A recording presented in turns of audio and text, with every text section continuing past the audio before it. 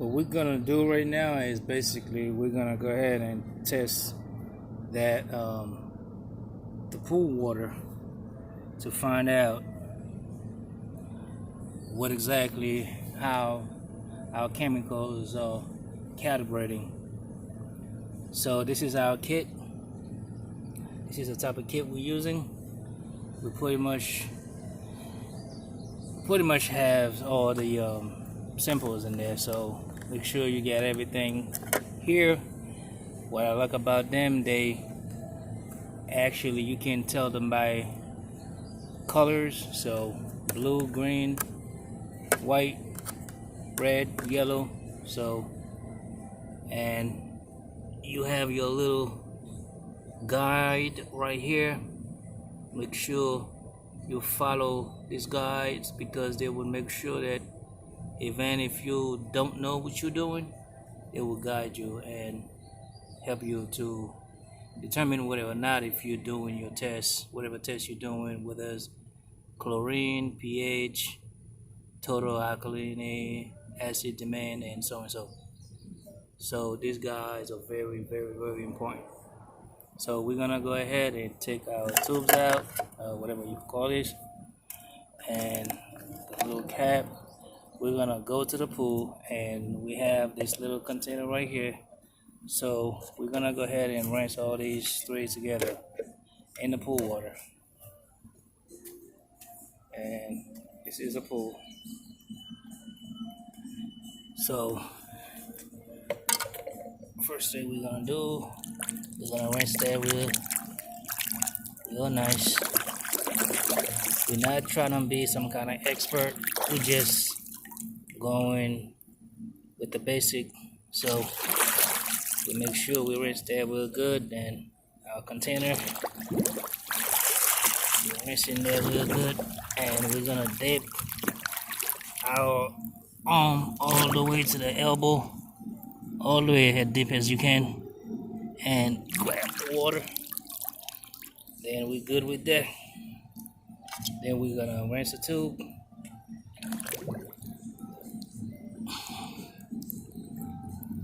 Upside down.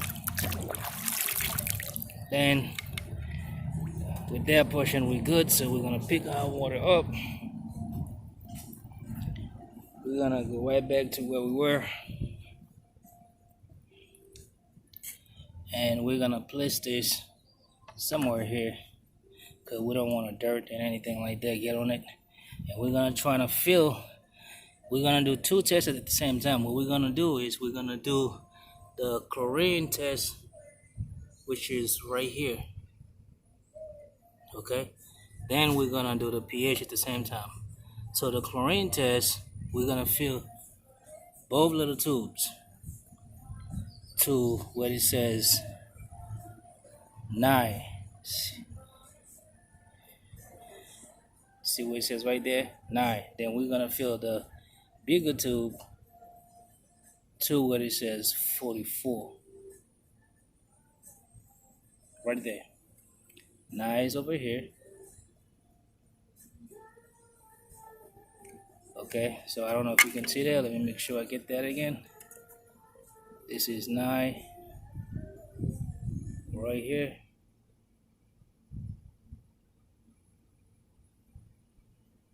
Okay, there you go. That's the mark right there. You're gonna stop the water right there.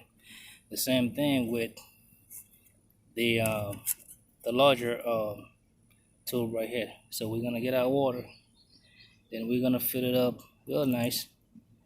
I'm working with one hand here. Let me dump some water out so I can have more. So it'll be easy for me to do it. So, and then we're gonna do it with the 9. It's not that easy with one hand, but we're gonna try and see if we can do it. So you can see we're probably almost there, just a little bit. We want to get to the little mark, and once it gets to the little mark, I'll show you. It's too much. Just a little bit. So we're right there on the 44 mark. Let's see over here where we at.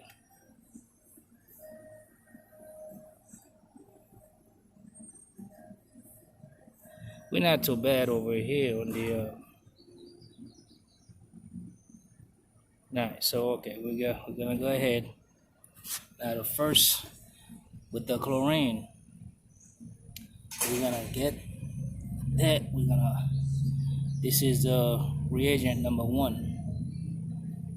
That's for your chlorine. Okay. So I'm gonna go ahead, open that up. Remember, I'm working with one finger. So with number 1 reagent, you're gonna go ahead and add 5 drop on number 1 reagent on a small tube. 5 drop. Make sure you do it right. 1, 2, 3, 4, 5. Don't add more than 5, because if you add more than 5 or less than 5, your reading is not going to be accurate. So we have number 2 reagent. So we're going to add 5 drop on the small tube. Again, right here, 5 drop. That's 1, that's 2, that's 3, that's 4, that's 5. Then we're done for that small tube. Now we're gonna cap that off and put it right there. Now, what it says over here as far as pH. pH, feel large.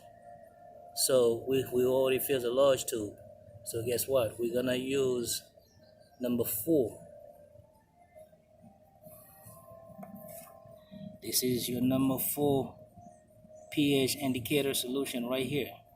So we're gonna drop 5 drop on that pH indicator. So it's not that hard, people. 1, 2, 3, 4, 5.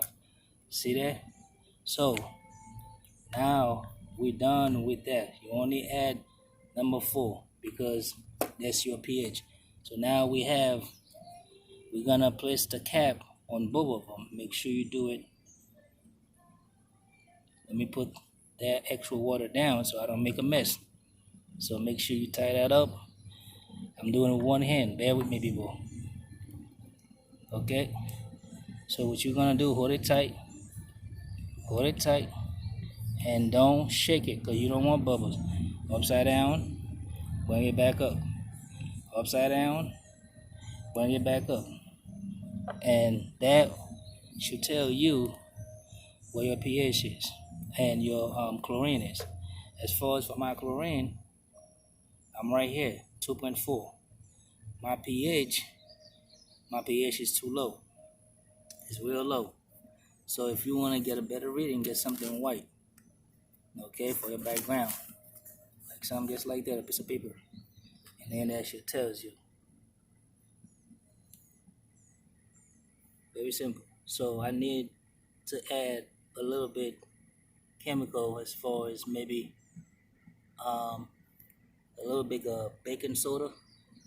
I think I'm gonna do that, or maybe a couple chlorine tablets. So either or, just to boost my pH a little bit up, because my pH is low. It's less than 7.0. It's probably maybe 6 point something. So I need to go ahead and boost my pH a little bit up. So basically, this is a simple test as far as your chlorine. And if you want to go to do deeper tests, like do more tests, you can do a total bromine test. The bromine test is basically the same way that you did the chlorine test. The only difference with the bromine test is basically once you get to that point right there, after you don't add, because the same chemical you add, I mean as far as solution, the same number of bottles, and then what you do after that, if it doesn't, see what it says, record as part per million total bromine test, right? So if if color is off scale, we pit test using 4.5. So the 4.5 mark will be this mark. It's right here, 4.5, right? So you use the 4.5 mark and simple dilute it to 9 millimeter mark with tap water. So which means instead of fill it up all the way up to the 9 point, you fill it up to 4.9 and then use the same reagent numbers as far as number 1 and number 2. But after that, you're gonna add a little bit of tap water, which means the same water that you get from the pool, and then tap it off to the 9 point. Okay, so once you do that, then if your numbers don't match the same way, right? If the numbers don't match the same way, then you repeat the process. All right, and with the pH test, you can do an acid demand test and explain to you right there how you do it. And you can do a base demand test and explain to you exactly how to do it. And the same thing with total alkalinity test, same thing with you follow calcium hardness, same thing, and you just follow the same thing. With over here, the same thing. As far as you got the sodium and you got the cyanuric acid, same thing. I don't know if I was showing it, but here we go. Here's your cyanuric acid and here's your sodium right there. So it's not that big a deal, but even if you're not licensed as far as CPO license, or you're not some kind of expert, you don't need to be an expert or some kind of professional. As long as you got this equipment and you can follow direction and you can actually do some research online, YouTube or whatever, Google, whatever you don't understand, just do your little research and you see how you're going to teach, and you'll be able to teach yourself and put yourself in the right direction so you can take care of your pool or somebody else's pool, or if you're working for hotels and everything, you can actually go to their pool. All right, yo? All right, thanks, y'all.